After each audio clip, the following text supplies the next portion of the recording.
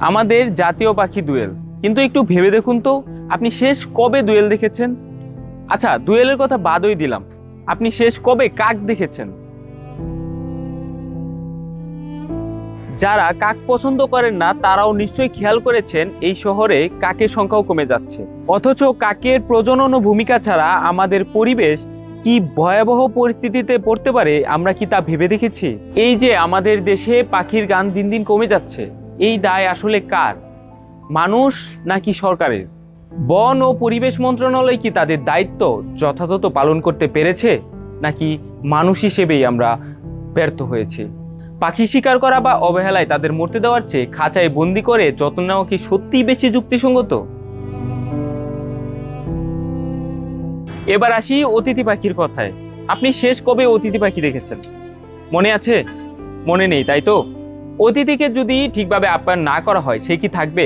আপ্যায়নের কথা বাদই দিলাম, এই অতিথি পাখিরা আছে নির্যাতন, পাচার, এমনকি হত্যা শিকার হচ্ছে।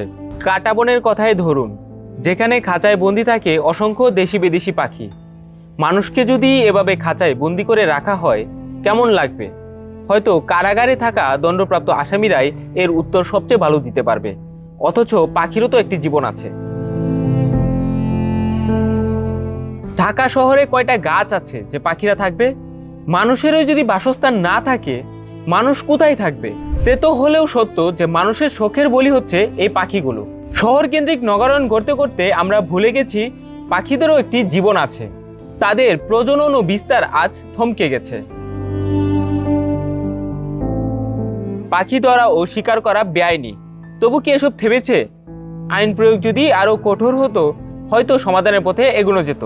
শিক্ষা খাতে যদি পাখি নিয়ে আরো সচেতনতা থাকতো, পাঠ্য বইয়ে যদি ন্যূনতম জ্ঞান অন্তর্ভুক্ত করা হতো, তাহলে শিশুরা ছোটবেলা থেকেই এই বিষয়গুলো বুঝতে শিখত। ঢাকা শহরে অসংখ্য বৈদ্যুতিক তারে জড়িয়ে বা বিদ্যুৎপৃষ্ট হয়ে প্রতিদিন মারা যাচ্ছে অনেক পাখি। শালিক, চড়ুই, বাবুই সহ অসংখ্য পাখি আজ বাসস্থানের অভাবে হারিয়ে যাচ্ছে। বাধ্য হয়েই বলতে হচ্ছে, আজ শখ করে পাখি পালন করাও এক ধরনের আশীর্বাদ হয়ে দাঁড়িয়েছে। যারা পাখি পালন করছেন তারা হয়তো ভালোবেসেই করছেন, নিকৃষ্টভাবে হত্যা বা নির্যাতন তো করছেন না। মানুষ যদি পৃথিবীর শ্রেষ্ঠ প্রাণী হয় অথচ অন্য প্রাণীর প্রতি দেখায় হত্যা, নির্যাতন আর অবহেলা, তবে সেই শ্রেষ্ঠতার দাবিটা কোথায় দাঁড়ায়?